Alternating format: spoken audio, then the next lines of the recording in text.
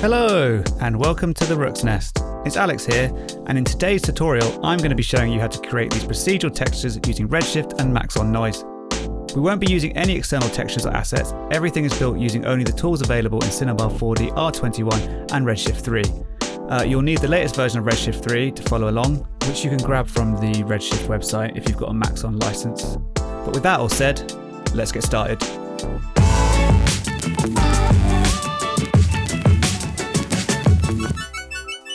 So this is the first material we're going to be looking at today. It's probably the more complicated of the three, which is why I decided to do it first. But let's take a look at the node graph so you can see what I mean. There we go. To some of you, all these squiggly lines might seem quite daunting, but don't worry, I'm going to go through the whole thing step by step. First though, I'll just give a quick rundown of how this material is put together, just to give you an idea of how this whole thing works. Here is where we control the entire scale of our texture. Let me just switch over to IPR mode so you can see it changing. There we go. And if we just adjust the size of this float value, we can adjust the overall scale of our texture. From something quite large here like this, to something just about right, and then something really tiny. There you go. Now let me just switch that back to what it was before. And now go and show you this offset value. This does what it says on the tin really. It just offsets the texture across the X, Y coordinate values. So if you don't like quite the way it looks, you can adjust it slightly to your taste. We have 5 Maxon noises, which were introduced into version 3 of Redshift, which are really great. Those are then split off into color layers, here and here, which are then fed into their respective materials, and finally combined in this material blender. Topped off with a displacement map, just to give us this final look we want. Now I'm going to clear the scene out, and we're going to start building this material from scratch. Okay, let's start by creating ourselves a new Redshift material. So go to Create, Redshift Materials, and just your bog standard material. And let's apply that to our sphere. We're also going to need a Redshift tag on this, object tag, because we need this geometry tab. You need to override and enable the tessellation, which you'll see is just smoothed out the sphere. Because we're also going to need this displacement enabled, because we'll be adding a displacement map to give us that nice final look. Oh, right. Let's open up this material. And let's start by, we're going to be making it's made up of 3 materials. You've got the charcoal, you've got that jade, the emeraldy color, and the copper. So let's start by making this charcoal. So I'm going to whack the roughness up to 1, and the reflection weight, I don't know, to 0.3. Let's just type it in.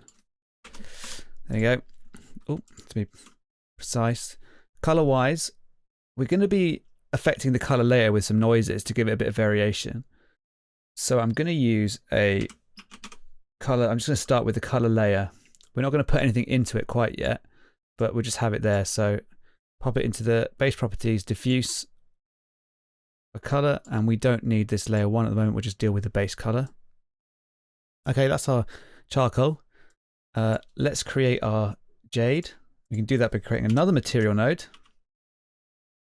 There you have it, material.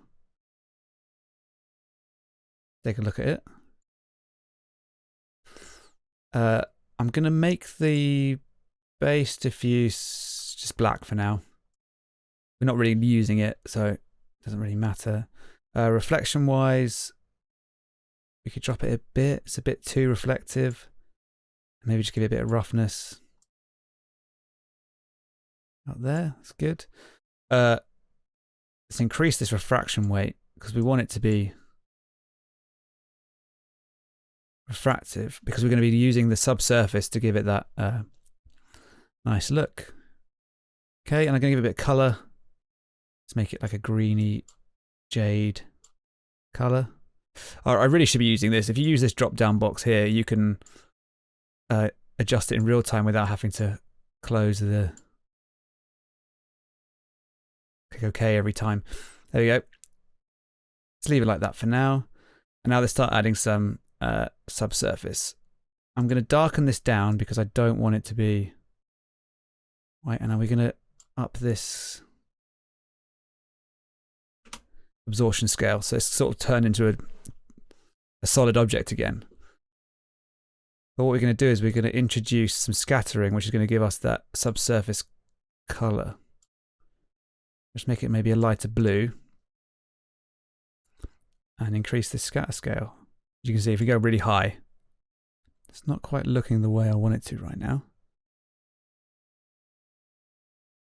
Let's just type 1.5 in here.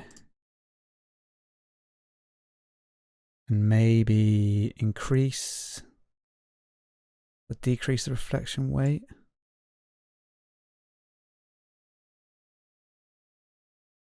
Might modify this color slightly. Make it a bit more towards the blue. Maybe reduce the saturation of it.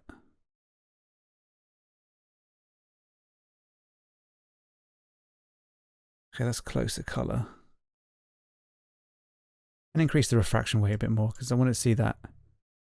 If we go full, you'll see it'll be full subsurface. But I think maybe 0.7. 0.7. I mean, maybe this color seems fine. Okay. I'll leave that as now. It might look, we'll revisit it later if it doesn't look quite right. It should be okay for the time being. Okay, so let's create this copper material now. Let's get a new material, and this is going to be the easiest one of the lot. Because I'm just going to go up to the presets and just pick copper. And there we go. Now these three materials are going to go through this material blender, which we're then going to use a Maxon Noise to create a matte that will map these materials across the surface, or, you know, matte them out. So let's just pop this in. This is the charcoal is going to be our base color material. The emerald is going to be our layer 1 color. And the copper is going to be our layer 3 color. Stick this out here. And at the moment, you can see these are all set to black. So none of these two aren't going to come through until we pipe something into this blend color, or we could just adjust that blend color. But first, let's create a Maxon Noise.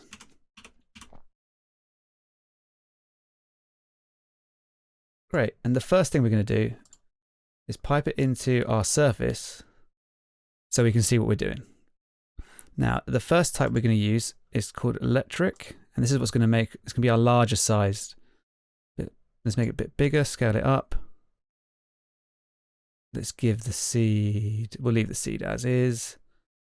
Maybe give it a bit more octaves. Give it a bit of detail. You can't really see it, but you will be able to see it in the displacement. And let's just clip this. So we got some nice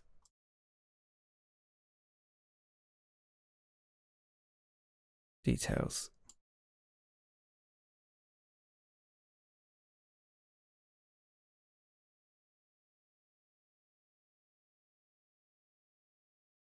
And maybe offset it so we can start to see a bit more of that.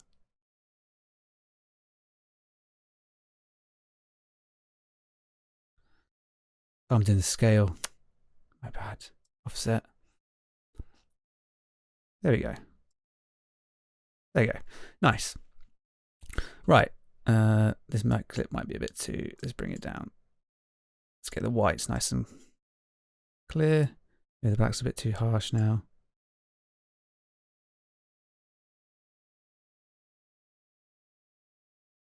That'll do. Right. Okay, so let's start by getting ourselves a ramp, because we're going to want to control the harshness of this gradient.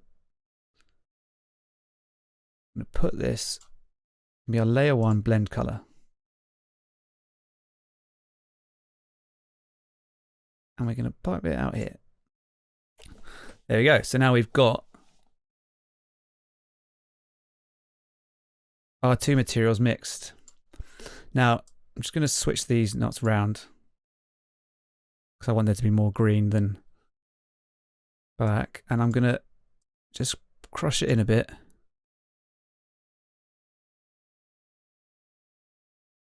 Wrong way.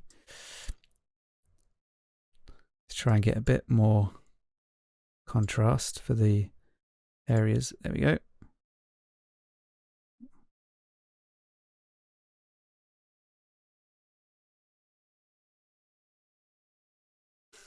Okay, we'll leave that as for now.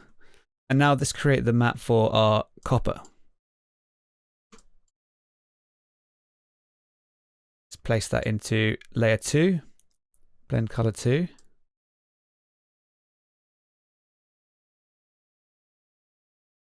Can't see anything at the minute. Oh, that's because I've put our copper into the wrong layer. Layer 2, copper should be in. There we go. And what we're going to do is take this same texture into this ramp, and we're going to crunch it down till we only get these sharp edges. We choose where we want it along it. If we want it higher up into the charcoal, you see, so now it's along, it's inset too far there though. We'll bring it down here. And we just want to get it right on that edge. Nice and fine. I don't want it too thick because I want it to look like it's just been revealed when we've broken away the charcoal from the jade. Okay, great. So let's start displacing this before we start adding a bit more color variation into the charcoal. Let's start by creating another Maxon Noise. Let's take a look at it. Let's also, while we're here, let's create our displacement and put that into our displacement channel. And then we're going to need another color layer because we're going to be combining multiple Maxon noises. Texture map. And let's say our base noise is going to be this. Let's get rid of that a second. In fact, we can see that straight away, what happens. There you go.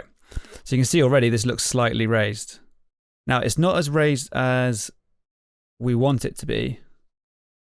So what I'm going to do is, in here, we're going to increase this max displacement to, let's say 3, and this displacement scale to 3. And that might be a bit too far. Let's leave it as. But also as you can see, it's a bit too, I don't really want it affecting that surface that much. I want these to be more defined. So I'm going to stick a ramp in between these nodes. And I'm just going to flatten it. See, until we get these like plateaus. Oh, that's a bit too far.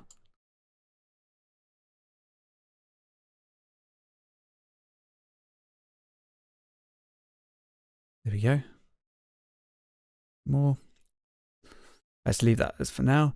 It does look a bit higgledy-piggledy. Just going to just lower this displacement scale. It's a bit too high. There we go. Right, now we're going to add more detail into this. So the second noise we're going to add is going to be this stupel. It gives you this nice swirly. You can have a look again. This nice swirly pattern. So let's put that straight into layer 1. And we'll, let's modify it. Looking at it in the output.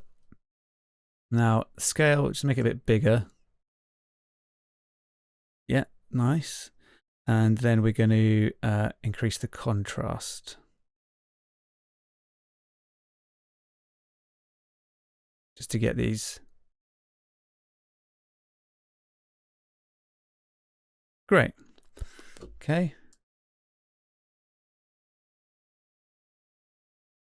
Now we've mixed those two textures together. Ooh, wrong one. Actually, let's take a look at what we're seeing, the displacement map. It says enable layer 1. And let's change this transfer mode to difference. And lower this down. There we go. So we can start to see you're getting, you see these nice swirls? A bit lower. Oh, you know what? Let's put it up.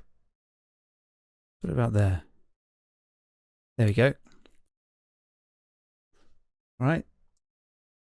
That's looking good. Now let's add a third, and these are going to be the finer details. So let's just control drag. Save having to go up the top left again. Put this into layer 2 color. Oh, let's pipe it straight out to the surface and look at it.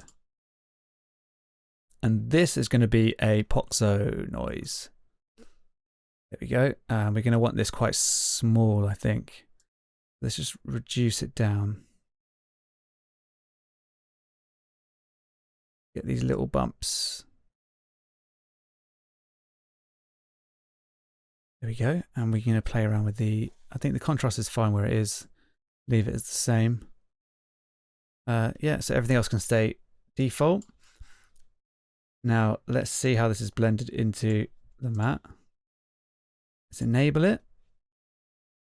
As you can see, it's really too strong at the moment, but I think I want it to be as an additive, just to give it little bumps.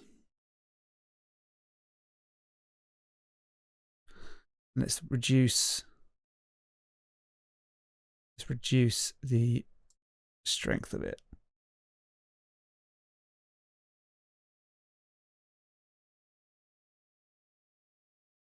Go. In fact, we could do subtract if we wanted them to be a little dense, but I think I'm going to go with the additive mode.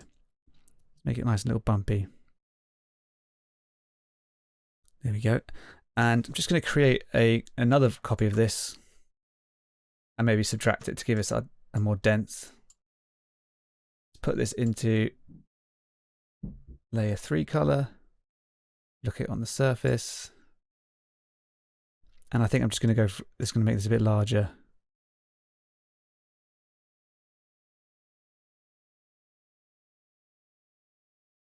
There we go. Have a look at that. Enable layer 3. And I think in this one, let's go with the subtract.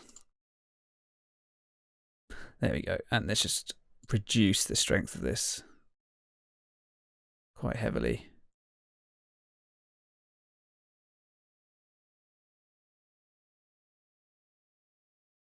There we go. If we just take a look at where we're at so far.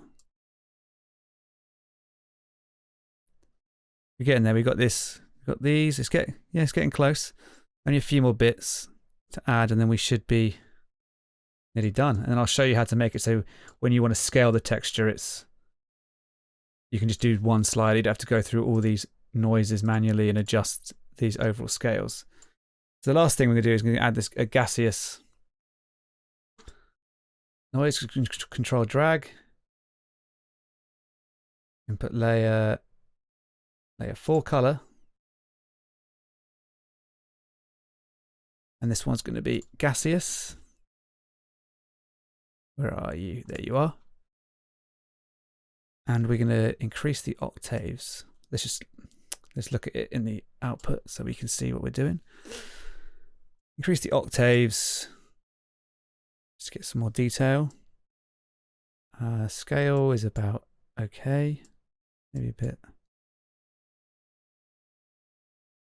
Yeah, and then let's just drop the contrast.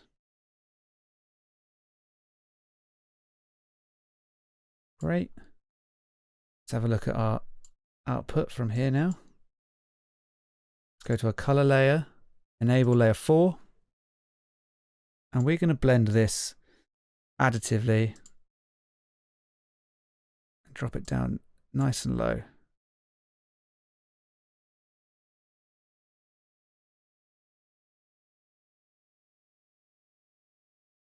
As you see the difference, so we've just sort of added an extra layer of complexity just to smooth it out a bit. Give it that extra bit of oomph. Okay, great. So there's our displacement. I mean, you can play around with all these values and get things to look the way you like. But I think I'm happy with that so far. There we go. Now, all I want to do is I want to add some extra detail and into this, the color. So I think what I'm going to do is I'm going to take this stipple noise, put it into layer 1 color, enable layer 1 color. Oh, no, let's put it in layer 1 mask.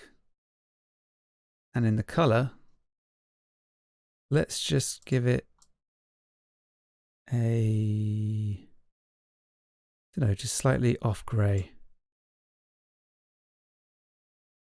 So you see, we've already got these areas of, you know, slight different color there. Let's take the stipple noise, add it into the layer 2 mask, enable layer 2, and let's add some highlights. See, so now we've got these extra little dots. And then finally, let's use this larger one. Layer 3, mask, enable 3. And maybe we can give this a slight hue. I mean, you might not even notice it. Yeah, barely. But it would just give an extra bit of visual interest. There we go. And that's that. But if you want to keep watching, I'll just show you how to make this so you can just adjust one slider. So basically, we're going to take these constants. We're going to create a bunch of constants. A bunch of constants. Here we go. So these are going to be our scale values for our nodes in here. I'm going to link these together. Best way to do that, I'll do just one instead of boring you, and then I'll fast forward through just to make it, you know, less boring. So you just apply, if you look at so we're at 3.11, so I've typed 3.11 in this constant. I'm going to get a multiply node, this scalar multiply. I'm going to input that into there, input 2, this output into coordinate scale global. And then we're going to create a constant up here, another constant. And this is going to be our global scale. I'm just going to rename it.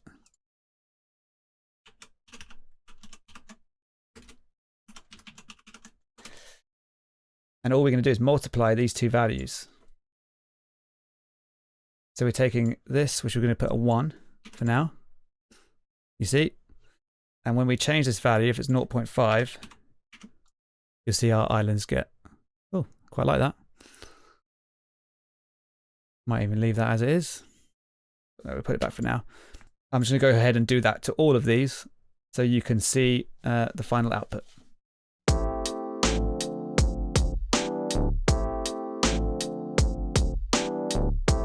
Well, there we go. This tutorial's turned out to be a bit longer than I was expecting, so I'm going to do the other two materials in a separate video, and hopefully it'll be shorter and more to the point than this one was. But thanks for making it this far. I hope you enjoyed it. If you do like it, please subscribe, like the video, leave a comment. You know what to do.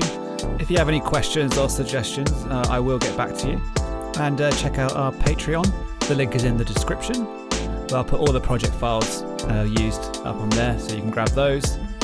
But that's it, yeah. Thanks for watching.